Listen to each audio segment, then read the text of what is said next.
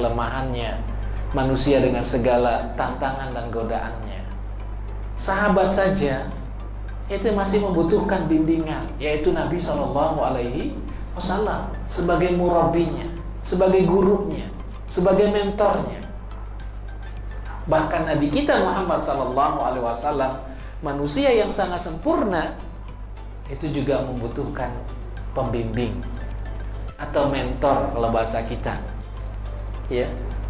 Dan pembimbing Nabi SAW adalah Allah Rabbul Alamin. Sehingga di dalam hadis beliau mengatakan, "Adabani Rabbi fa ahsana ta'dibi." Allah telah mendidik aku dengan cara yang paling baik. Yang kemudian Rasulullah SAW pun mendidik para sahabatnya sebagaimana Rasul mendapatkan didikan dari Allah Subhanahu wa Ta'ala. Begitu sahabatnya juga mendidik generasi berikutnya sebagaimana mereka mendapatkan pendidikan dari Nabi SAW. Dan begitu selanjutnya. Oleh karena itu di dalam Islam yang namanya menuntut ilmu, belajar atau berguru, itu minal mahdi ilal lahdi. Belajar kita itu dari sejak kita dalam buaian orang tua kita sampai kita masuk ke dalam liang lahat. Tidak pernah berhenti untuk belajar. Tidak pernah berhenti untuk belajar. Karena firman Allah Subhanahu wa Ta'ala yang mengatakan Rabbi zidni ilman, itu bukan kita baca ketika kita kecil, ketika kita dewasa, tapi ketika kita tua juga kita baca doa itu, Rabbi zidni ilman. Ya, seperti itu. Karena memang belajar di dalam Islam adalah ibadah yang sangat luar biasa nilainya, sehingga belajar itu tidak kenal waktu, ya. Tidak kenal waktu, tidak kenal usia, ya. Waktu kecil kita belajar, remaja kita belajar, ketika kita menjadi orang tua dan kita dewasa pun tetap belajar.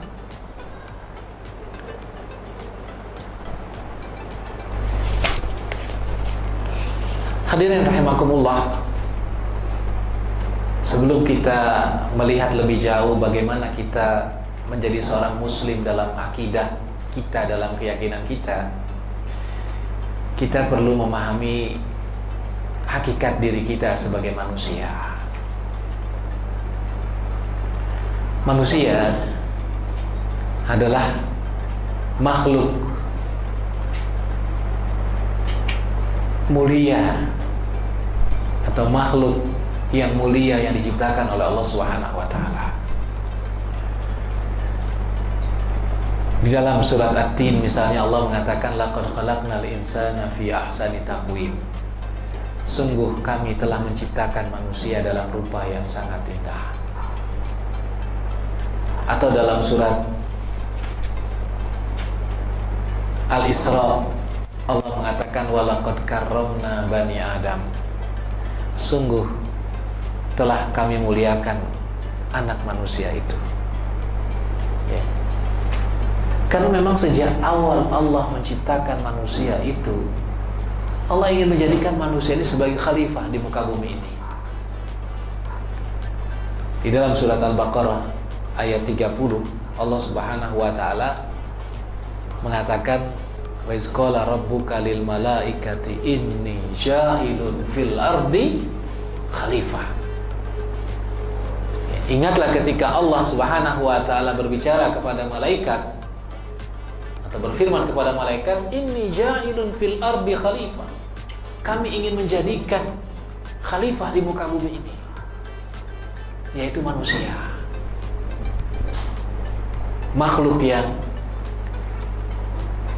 dimuliakan oleh Allah Subhanahu wa Ta'ala, makhluk yang begitu indah rupanya diciptakan oleh Allah Subhanahu wa Ta'ala. Allah yang menciptakan langsung manusia itu dengan tangannya, dan Allah yang meniupkan langsung ke dalam jasad manusia itu, yaitu manusia pertama Adam alaihissalam, ruhnya. Dan kemuliaan itu pun diperlihatkan oleh Allah Subhanahu wa taala atau diberikan oleh Allah Subhanahu wa taala bentuk yang lain, yaitu Allah perintahkan malaikat untuk sujud kepada manusia. Dan Allah juga memuliakan manusia dengan mengajarkan ilmunya, di mana Allah tidak mengajarkan ilmu itu kepada malaikat. Iya kan? Kalau kita membaca kisah ya Adam alaihissalam di dalam surat Al-Baqarah ayat 30 sampai dengan ayat 39, itu kurang lebih seperti itu. Allah menciptakan langsung manusia dengan tangannya, Allah meniupkan langsung rohnya ke dalam jasad manusia, Allah perintahkan malaikat untuk sujud kepada Adam, dan Allah ajarkan ilmu yang tidak Allah ajarkan kepada para malaikat. Betapa mulianya manusia. Namun sayang, kemuliaan yang Allah berikan kepada manusia ini disia-siakan oleh manusia itu sendiri. Mereka lebih suka menjadi hewan ketimbang menjadi manusia. Mereka itulah orang-orang yang tidak beriman kepada Allah Subhanahu wa ta'ala. Yang Allah katakan ulaika kal an'am, balhum adall sabila. Al-Furqan ayat 44 ya. Mereka itu, kata Allah, tak ubahnya seperti hewan, bahkan mereka lebih sesat daripada hewan.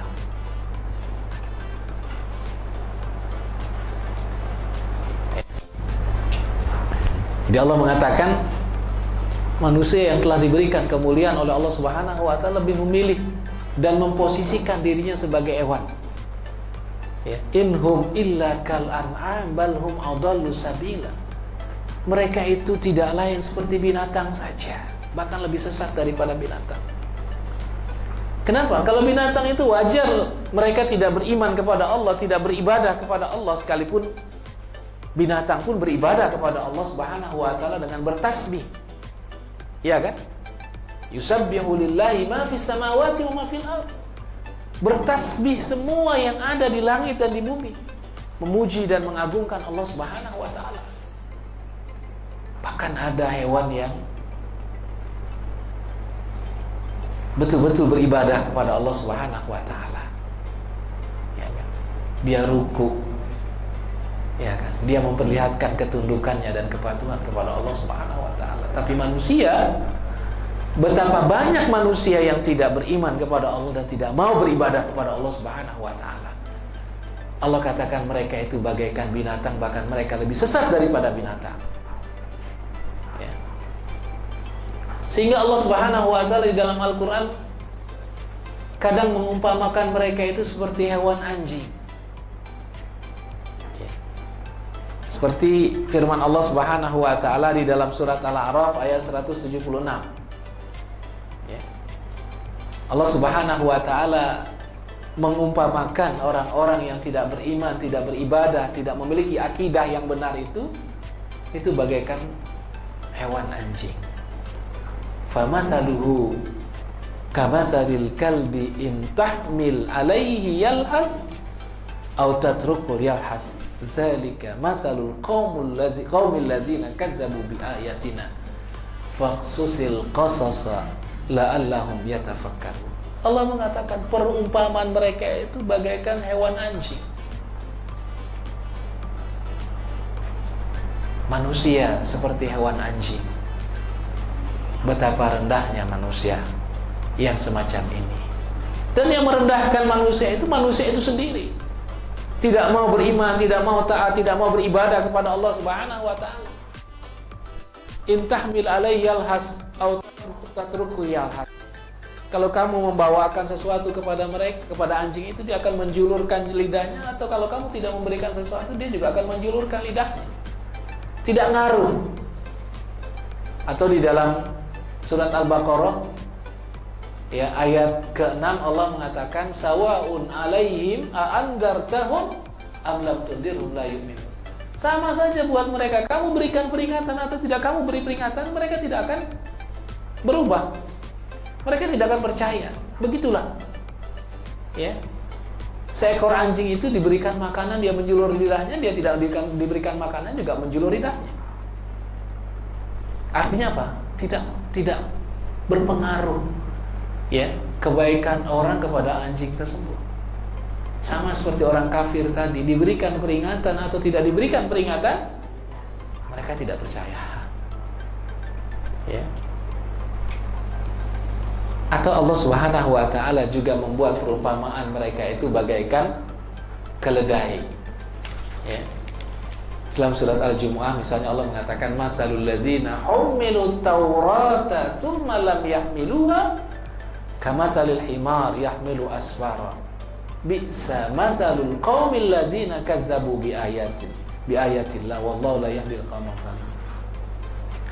Perumpamaan orang-orang yang diberikan Taurat itu kemudian mereka tidak mengamalkannya, itu bagaikan keledai yang membawa ya buku kitab di atas punggungnya. Tidak berguna bagi keledai, ya kan?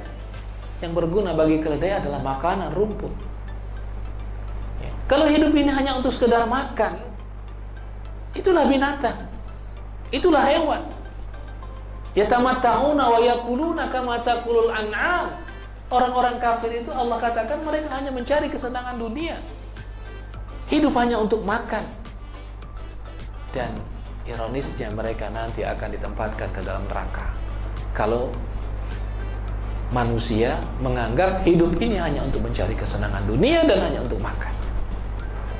Begitulah orang yang tidak mau beriman kepada Allah, tidak mau beribadah kepada Allah, padahal Allah sudah turunkan kitab sucinya, Allah utus Rasulnya, bahkan ya disambung dengan para ulama yang terus-menerus mengingatkan manusia, tapi mereka tidak mau menjadi orang baik, tidak mau beramal soleh, tidak mau beribadah kepada Allah. Itu seperti keledai yang membawa kitab di atas punggungnya, tidak berguna sama sekali buat keledai tersebut. Ya. Atau bahkan Allah mengumpamakan manusia-manusia yang tidak beriman itu ya, bagaikan al-ankabut, laba-laba. Ya kan? Di dalam surat Al-Ankabut ayat 41 Allah mengatakan masalul ladzina takhazu min dunillahi awliya kamasalil ankabut. Perumpamaan orang-orang yang menjadikan selain Allah sebagai pemimpinnya, sebagai pelindungnya, itu sama seperti ya, al-ankabut ya, sama seperti laba-laba. Ittakhazat baitan, yang membuat rumah, menganyam rumahnya. Dan betapa rumah yang paling lemah itu adalah rumah sarang laba-laba. Kenapa? Karena dia mudah ditiup angin. Kemudian apabila ada hujan kehujanan, ada panas kepanasan, ya kan? Dia tidak punya atap, tidak punya dinding. Ya, itulah perumpamaan-perumpamaan yang Allah sebutkan di dalam Al-Quran tentang manusia yang tidak beriman kepada Allah Subhanahu wa Ta'ala, tidak mau beribadah kepada Allah. Mereka itu tak ubahnya seperti binatang, bahkan mereka lebih rendah, lebih sesat daripada binatang. Dan kita pun tidak pernah mau dikatakan binatang, ya kan? Manusia kan marah kalau dikatakan binatang, ya kan? Apalagi disebut nama-nama hewan yang seperti disebut di dalam Al-Quran, keledai atau kemudian anjing, kita pasti marah. Tapi seringkali manusia, perilakunya, sikapnya itu seperti binatang. Tapi mereka marah kalau dikatakan binatang. Ya. Oleh karena itu Allah mengatakan manusia itu kadang bisa lebih sesat, lebih rendah daripada binatang itu sendiri. Hadirin rahimakumullah. Oleh karena itu supaya kita tidak seperti binatang, supaya kita berbeda dengan binatang, maka kita harus memiliki keyakinan, harus memiliki keimanan, harus memiliki akidah supaya kita berbeda dengan binatang. Kenapa akidah lebih dahulu? Karena dengan akidah yang benar, dengan keyakinan yang benar, dengan keimanan yang benar, inilah kita akan terpanggil untuk beribadah kepada Allah Subhanahu wa taala. Dan ketika kita beribadah kepada Allah Subhanahu wa taala, sesungguhnya kita telah memuliakan diri kita sendiri. Karena Allah Subhanahu wa taala tidak membutuhkan ibadah kita. Allah tidak membutuhkan ibadah kita. Nabi SAW dalam sabdanya pernah mengatakan, seandainya seluruh manusia ini beribadah kepada Allah Subhanahu wa taala atau bertakwa kepada Allah Subhanahu wa taala, atau seluruh manusia ini menjadi sebuah hati yang paling bertakwa kepada Allah Subhanahu wa taala, maka ibadah manusia itu tidak menambah sedikit pun kerajaan dan kekuasaan Allah Subhanahu wa taala. Dan sebaliknya, kata Rasul, kalau seandainya seluruh manusia ini bagaikan satu hati yang sangat kufur kepada Allah Subhanahu wa taala, tidak mau beribadah kepada Allah, seluruh manusia tidak ada yang ibadah kepada Allah, bahkan seluruh makhluk tidak ada yang ibadah kepada Allah, itu tidak akan mengurangi kekuasaan dan kerajaan Allah Subhanahu wa taala sedikit pun. Dia tetap akan menjadi Rabbul Alamin, Tuhan semesta alam, ya, yang menguasai jagat raya ini. Lalu siapa yang sebenarnya diuntungkan dengan beribadah kepada Allah Subhanahu wa taala? Kita manusia. Dan untuk menuju ibadah itu, kita harus memiliki akidah dan keyakinan yang benar, iman yang lurus. Inilah kenapa kita harus mengislamkan akidah dan keyakinan kita sebelum kita mengislamkan yang lainnya. Akidah adalah ibaratnya sebuah ikatan. Oleh karena itu, dalam bahasa Arab, ya, akidah itu maknanya juga ikatan.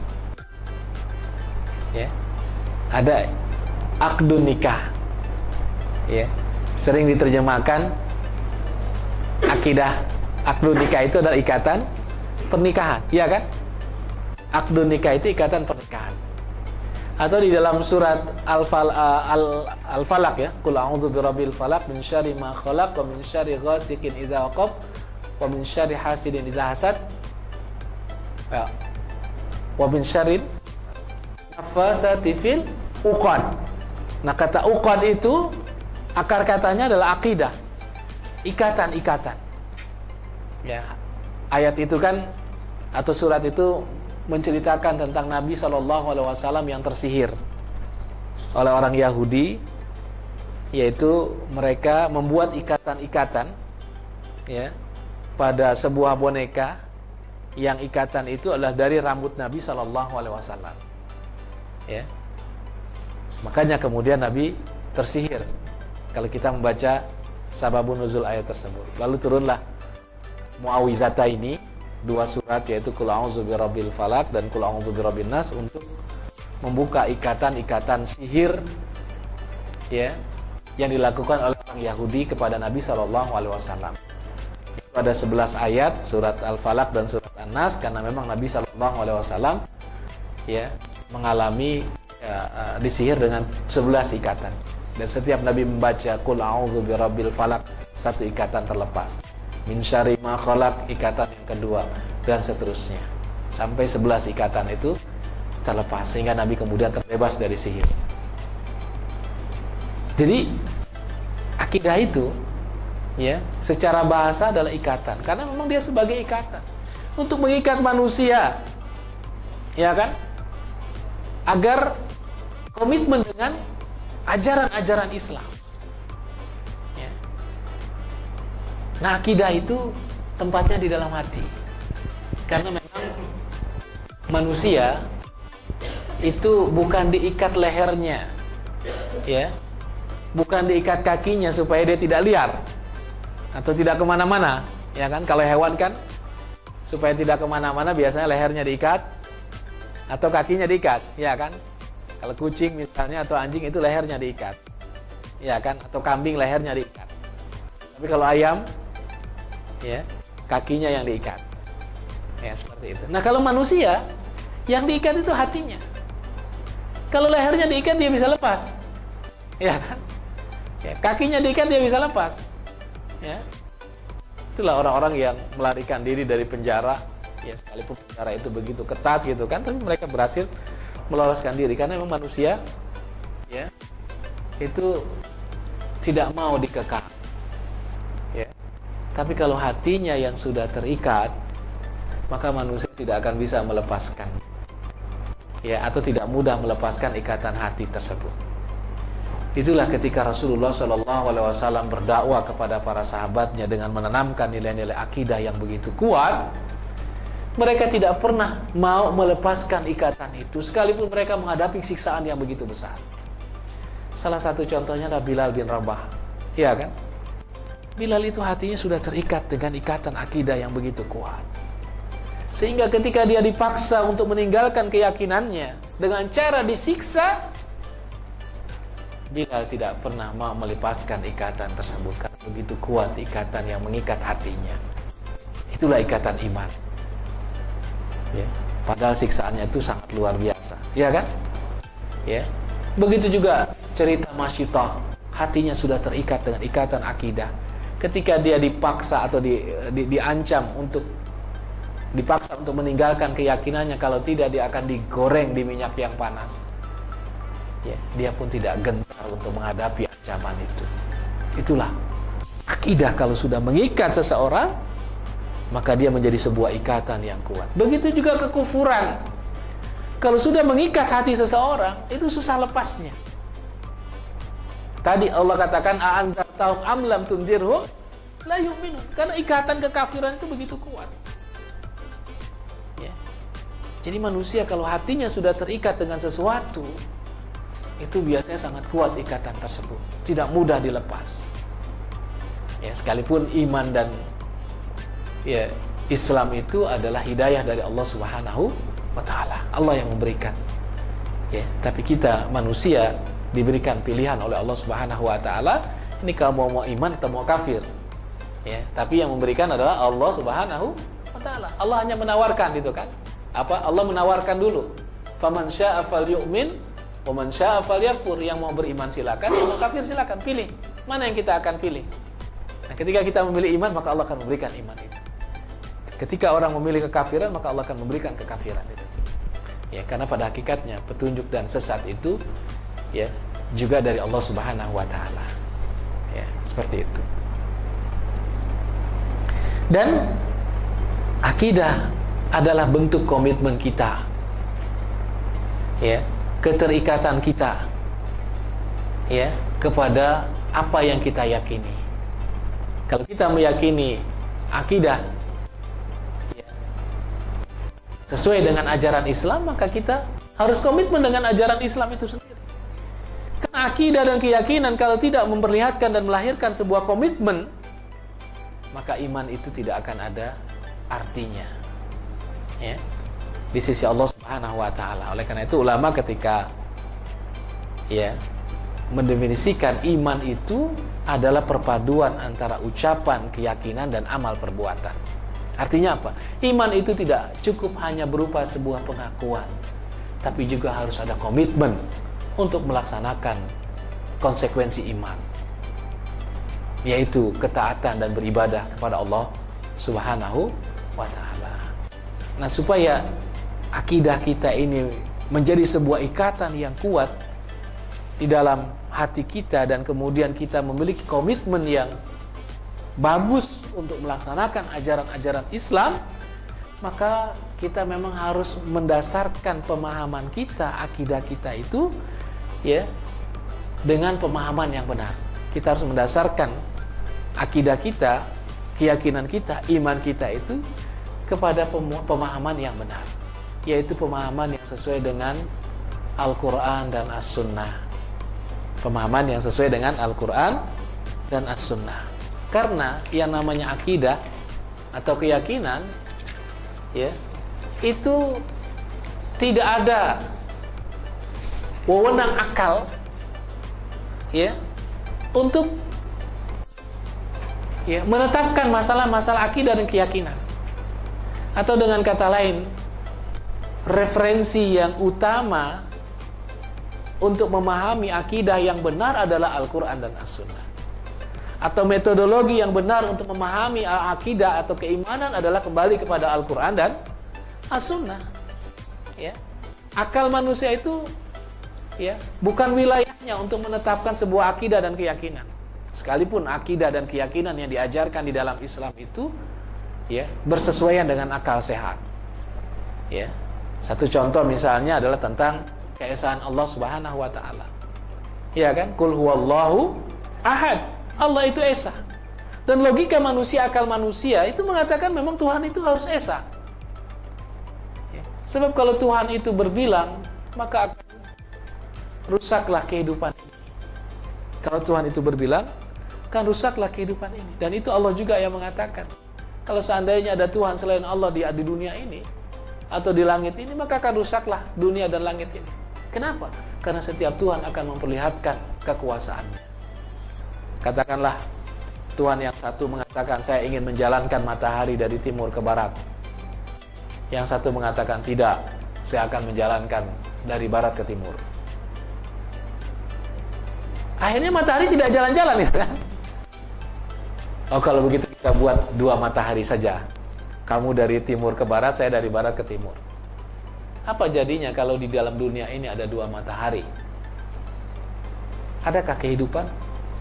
Tidak ada kehidupan. Iya kan? Oh, kalau begitu kata Tuhan, kita kompromi sajalah, kita damai sajalah. Tuhan itu tidak boleh kompromi. Tuhan itu tidak boleh berdamai. Ya. Seperti itu. Dia harus memperlihatkan kekuasaannya. Kalau tidak, kalau dia berdamai, dia kompromi, itu menunjukkan Tuhan itu lemah. Tidak memiliki kekuasaan secara mutlak. Ya, begitulah. Ya, Tuhan itu esa. Tuhan itu juga harus ada. Dan logika pun mengatakan seperti itu. Karena alam semesta dengan segala keteraturannya dan keindahannya ini tidak mungkin terjadi dengan sendirinya. Ya, pasti ada yang menciptakannya. Siapa dia? Allah Subhanahu wa ta'ala. Pernah satu ketika seorang ateis mengajak berdebat seorang ulama tentang Tuhan. Ateis tidak percaya dengan Tuhan, ya kan? Kata ulama tersebut, baik, kita sepakat, ketemu kapan? Ya kan? Ketemu kapan? Disepakatilah waktu bertemunya dan tempat pertemuannya. Sampai pada hari haknya, ya, ateis itu begitu percaya diri bahwa dia akan bisa mengalahkan ulama ini dengan dalil-dalil yang rasional tentang bahwa Tuhan itu tidak ada. Rupanya ulama ini datangnya terlambat, ya, cukup lama keterlambatannya, sehingga ateis itu mulai memojokkan. Lihat itu orang beragama, ya kan, suka telat. Ya. Padahal ya telat itu karena manusianya, bukan karena agamanya. Kalau agama sih mengajarkan kita untuk menghargai waktu kan, seperti itu. Setelah menunggu beberapa lama, datanglah ulama tadi. Ya, dia mohon maaf katanya atas keterlambatannya. Karena tadi ketika dia mau berangkat ke rumahnya agak jauh, terjadi banjir, hujan lebat sehingga banjir.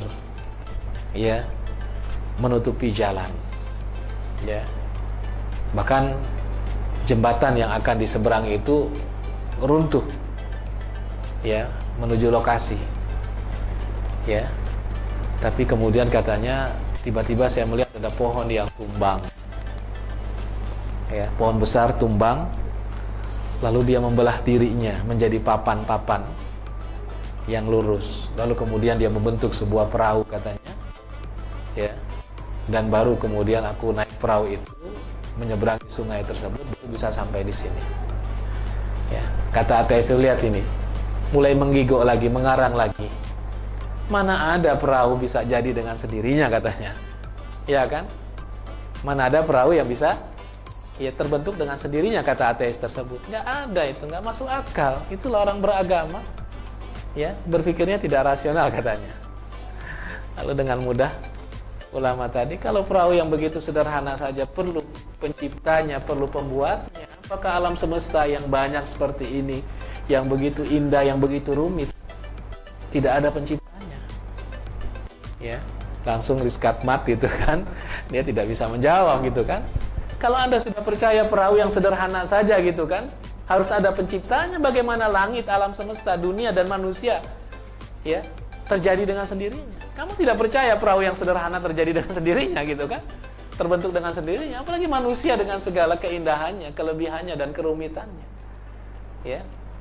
Sehingga satu ketika Arab Badui itu ditanya oleh seorang ateis, kenapa kamu percaya kepada Tuhan, katanya ya, padahal kamu tidak melihat Tuhan.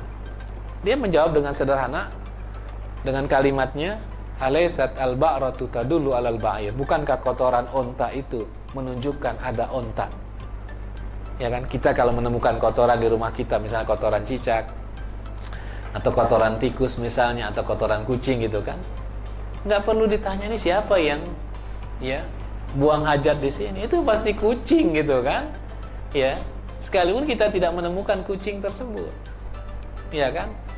Atau kita melihat kotoran tikus, kan nggak ada manusia yang, mohon maaf gitu kan, kotoran tikus gitu kan, ada pasti itu tikus, nggak perlu ditanya, ini pasti kita akan mengatakan ada tikus di sini nih ya kan, atau ada kucing masuk buang hajat di sini ya.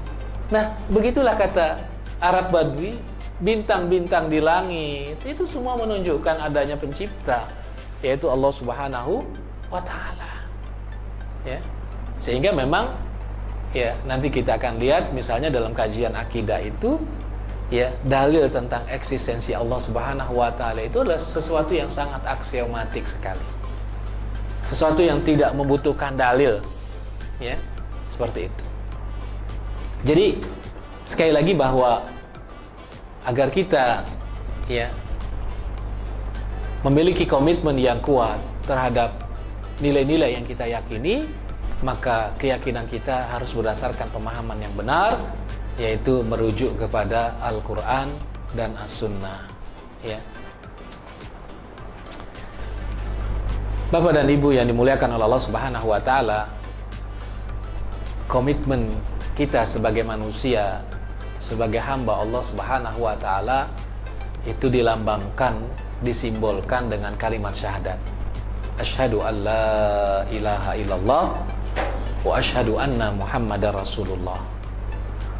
Aku bersaksi bahwa tidak ada Tuhan kecuali Allah, dan aku bersaksi bahwa Muhammad adalah utusan Allah Subhanahu wa Ta'ala. Itu terjemahan yang sering kita baca dan sering kita dengar, iya kan? Kata asyhadu, aku bersaksi.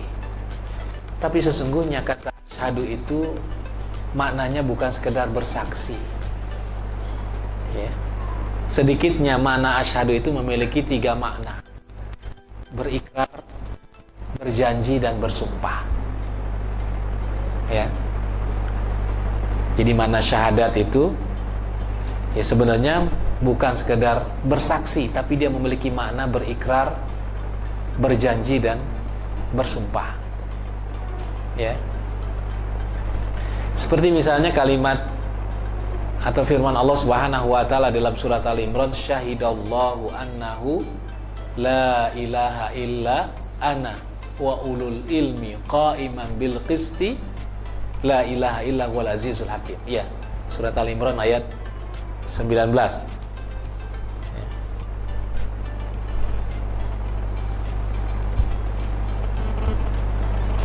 Syahidallahu annahu la ilaha illa ana wa ulul ilmi qa'iman bil qisti la ilaha illa huwal azizul hakim ya. Di ayat 18-nya kata syahidallah itu di situ bukan berarti Allah bersaksi ya, tapi Allah ya mengikrarkan ya kan, bahwa tidak ada Tuhan kecuali Dia ya. Itu kata syahidah di situ maknanya adalah berikrar ya, seperti itu.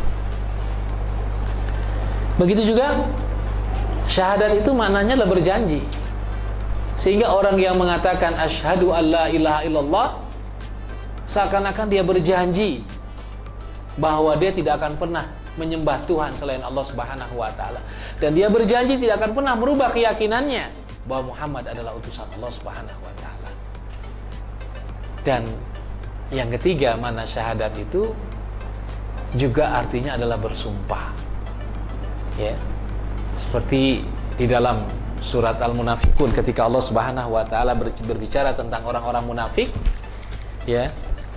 Allah Subhanahu wa taala mengatakan, ya.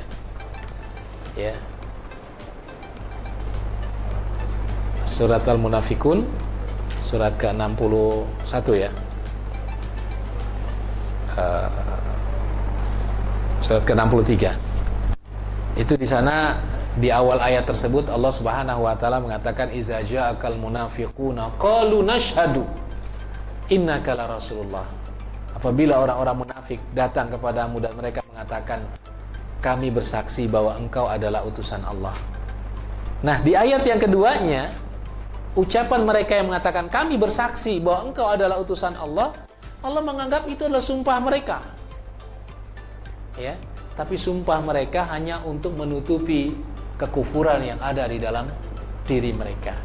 Makanya Allah mengatakan di ayat keduanya ittakhazu aymanahum junnatun. Mereka menjadikan sumpah-sumpah mereka itu junnatan.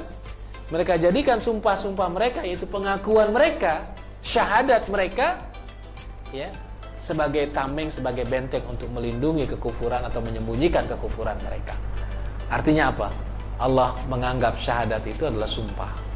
Sehingga orang yang bersyahadat itu seakan-akan dia bersumpah, ya, bahwa tidak ada Tuhan kecuali Allah Subhanahu wa taala dan bahwa Muhammad sallallahu alaihi wasallam adalah utusan Allah Subhanahu wa taala. Nah, komitmen kita yang dilambangkan dengan syahadat asyhadu alla ilaha illallah, itulah yang mengantarkan kita menjadi seorang muslim, menjadi seorang mukmin. Sebab orang yang mengucapkan kalimat syahadat, maka berarti dia telah menjadi seorang muslim, menjadi seorang mukmin. Ya. Dan dia harus membangun komitmennya terhadap apa yang diyakininya dan melaksanakan konsekuensi dari apa yang diyakininya tersebut. Ya. Sebab kalau tidak, maka syahadatnya itu akan sia-sia. Ya, syahadatnya itu akan sia-sia. Kalau dia tidak membangun komitmen dan melaksanakan konsekuensi dari apa yang diikrarkan tadi, apa yang diucapkannya tadi, apa yang dikatakannya tadi. Nah, bagaimana kita beriman kepada Allah Subhanahu wa taala, atau bagaimana kita membangun komitmen, ya, akidah kita, ya, atau bagaimana kita, ya, menjadi seorang muslim di dalam akidah. Beriman, bagaimana aku beriman kepada Allah Subhanahu wa taala? Yang pertama dari segi pemahaman. Maka berikut ini adalah pemahaman-pemahaman yang harus betul-betul mengikat dan kuat di dalam jiwa kita. Yang pertama, kita harus yakin, hakul yakin dan beriman kepada Allah Subhanahu wa taala bahwa tidak ada Tuhan kecuali Allah Subhanahu wa taala. Inilah keyakinan, pemahaman yang pertama yang harus kita tanamkan di dalam hati kita, di dalam diri kita, di dalam akidah kita, bahwa tidak ada Tuhan selain Allah Subhanahu wa taala. Sampai kapanpun keyakinan ini harus tetap melekat di dalam jiwa kita, di dalam diri kita. Kenapa? Sebab begitu banyak dalil-dalil yang memang menunjukkan Tuhan itu hanya Allah Subhanahu wa taala. Tuhan itu hanya satu. Ya. Seperti tadi saya katakan bahwa, ya, keesaan Allah Subhanahu wa taala itu bukan saja berdasarkan wahyu yang mengatakan qul huwallahu ahad, tapi akal manusia, rasional manusia secara aksiomatik itu mengatakan Tuhan itu hanya satu. Karena di dalam surat Al-Anbiya Allah mengatakan laukana fihima alihatun illallah la fasadata. Seandainya di langit dan di bumi ini, laukana fihima, ya, fihima itu kembali kepada langit dan bumi. Seandainya di langit dan di bumi ini alihatun, ada Tuhan-Tuhan yang lain, ya, illallah, selain Allah Subhanahu wa taala, la fasadata, pasti langit dan bumi ini akan rusak. pasti langit dan bumi ini akan rusak. Jangankan dalam konteks dunia atau alam semesta yang begitu besar, kadang dalam ukuran yang kecil, dalam sebuah kelompok yang kecil, ketika ada dua pemimpin, itu akan menimbulkan konflik. Iya kan? Ya. Di rumah kita kan sebagai pemimpin adalah suami. Iya kan? Ar-rijalu qawwamuna 'alan nisa. Coba bayangkan kalau seandainya ada dua suami di rumah. Iya kan? Ya. Jangankan suami sebagai pemimpin, kadang istri saja gitu kan yang dipimpin. Kalau ada dua, wah bisa rame itu kan. Ya kan? Apalagi ada tiga dan seterusnya. Kira-kira seperti itulah. Jadi kalau ada Tuhan selain Allah, kata Al-Quran, ya, maka langit dan bumi ini akan hancur. Tadi saya katakan, saya contohkan, Tuhan yang satu ingin menciptakan matahari dari timur ke barat, yang satu dari barat ke timur, atau Tuhan yang satu ingin menciptakan kita sebagai laki-laki, sementara Tuhan yang satu ingin menciptakan kita sebagai perempuan.